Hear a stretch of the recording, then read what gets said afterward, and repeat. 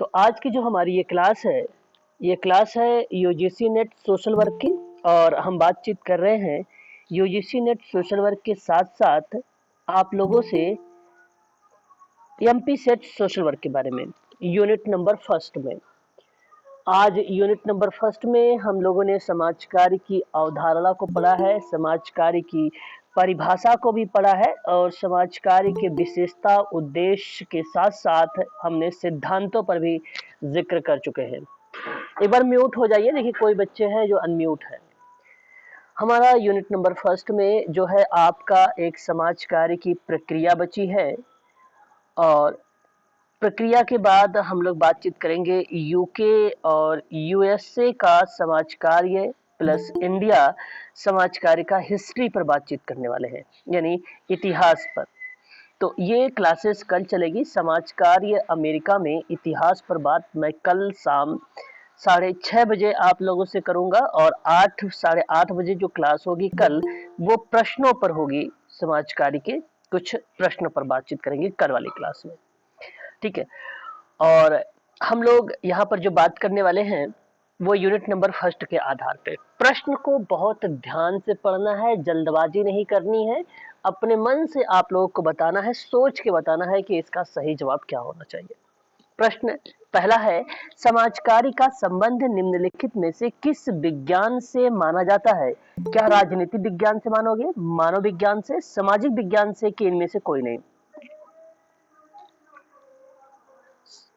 बिल्कुल, सभी बच्चों का जो जवाब आया है सामाजिक विज्ञान, ऑप्शन नंबर सी ऑप्शन आया है और ऑप्शन नंबर सी ही करेक्ट जवाब जाएगा आपका, यहाँ पे सही जवाब है। और समाज कार्य की प्रकृति समाज कल्याण और सामाजिक सेवाओं से रिलेट करती है, जिसके माध्यम से व्यक्ति, परिवार और समाज के सामाजिक, आर्थिक, राजनीतिक, सांस्कृतिक कल्याण एवं जीवन स्तर में सुधार लाने का जो प्रयास करने की बात की गई थी, ये प्रक्रिया सामाजिक विज्ञान में भी शामिल था और सामाजिक विज्ञान से ही समाज कार्य को लाया गया है, ठीक है। इस बात को ध्यान रखिएगा।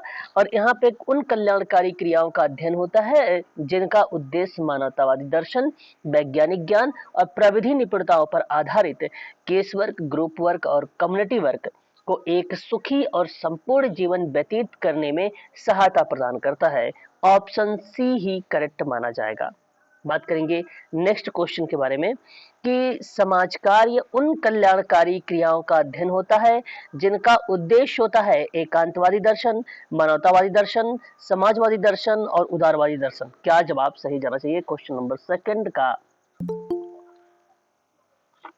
मानवतावादी दर्शन सही जवाब जा रहा। अभी भी आप लोगों का ऑप्शन जो गया है यहाँ पे मानवतावादी दर्शन ही करेक्ट जवाब चला जाएगा। तो उन कल्याणकारी क्रियाओं का अध्ययन होता है जिनका उद्देश्य मानवतावादी दर्शन, अगर ऑप्शन में है तो ठीक है, यदि ऑप्शन में वैज्ञानिक ज्ञान है तो भी सही है, यदि ऑप्शन में प्रविधि निपुणता है तो भी सही है, समाज कार्य के सिद्धांत, तकनीकी उपकरण इत्यादि जैसे शब्द आते हैं तो आपका ऑप्शन वो सत्य जाता है। यहाँ पे पॉजिटिव जो ऑप्शन था वो मानवतावादी दर्शन था।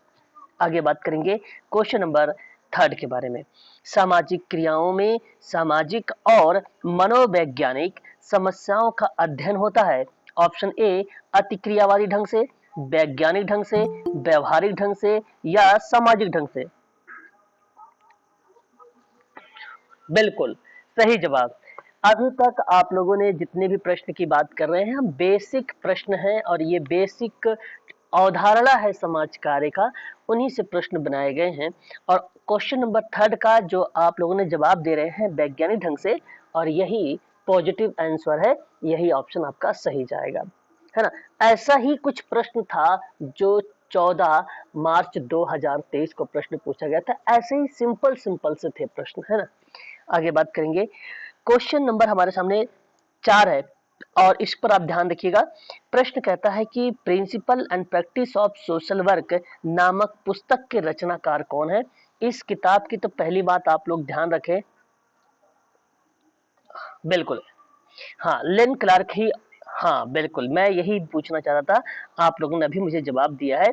1947 की ये बुक है, आप लोग इसे ध्यान रखेंगे।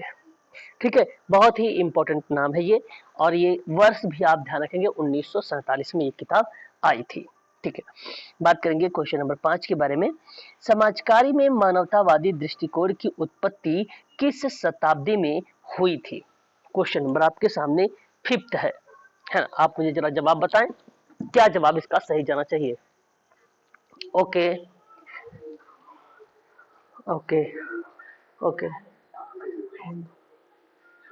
अच्छा अच्छा अच्छा अच्छा, ठीक है, सही, हाँ, आप लोगों का जो सही जवाब गया है 19वीं शताब्दी गई है, और ये ऑप्शन आपका सही गया है 19वीं शताब्दी। नहीं नहीं, 19वीं शताब्दी नहीं जाएगी, 18वीं शताब्दी जाएगी, है ना?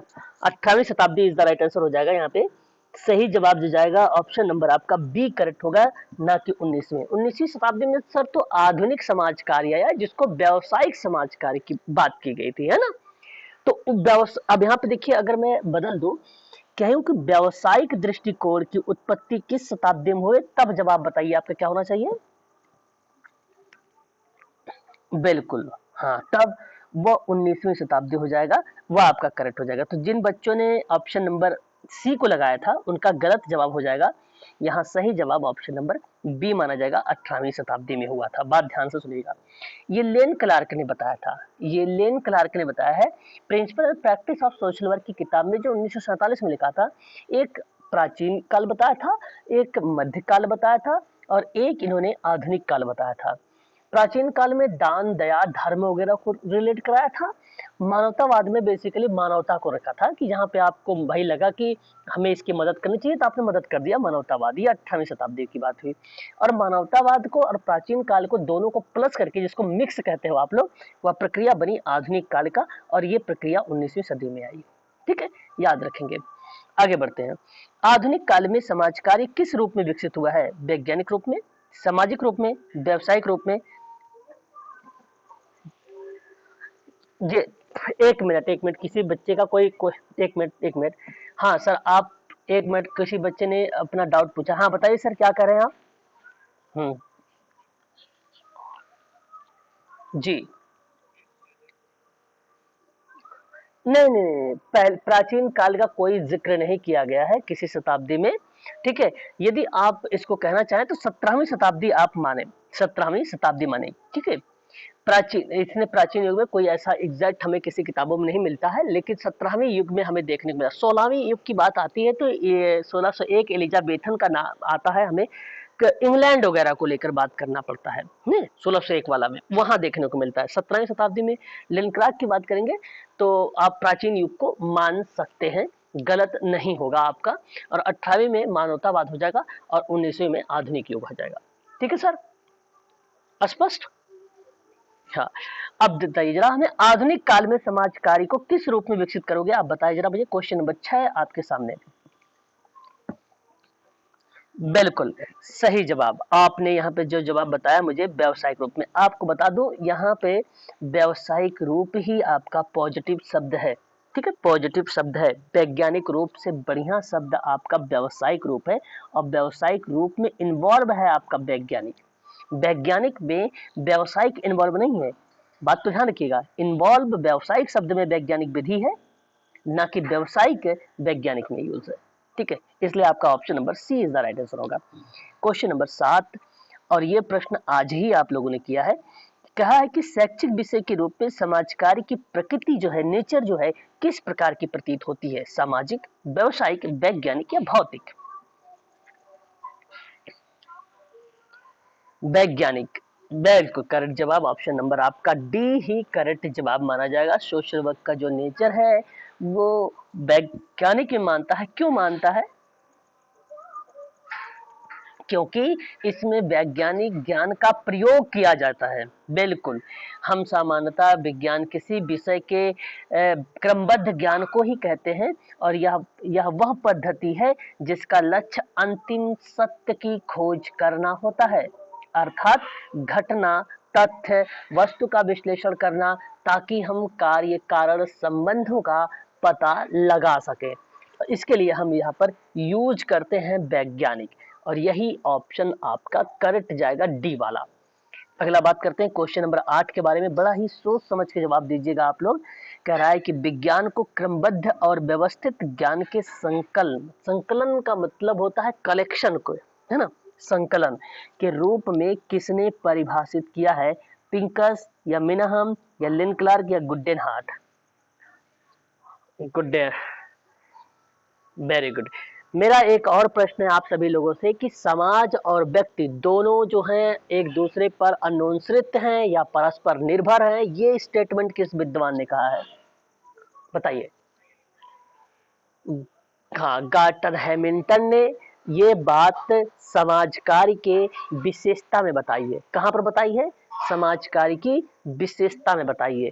जब बात हम केस वर्क की करेंगे तो वहां पर जब समाज और व्यक्ति की अन्योन्यश्रित वाली प्रक्रिया होगी तो वहां पर मैरी रिचमंड की परिभाषाएं आ जाती हैं। बात को ध्यान रखिएगा।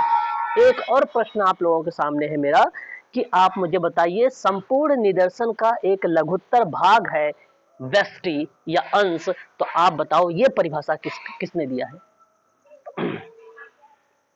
गुडेन हार्ट ने, है ना।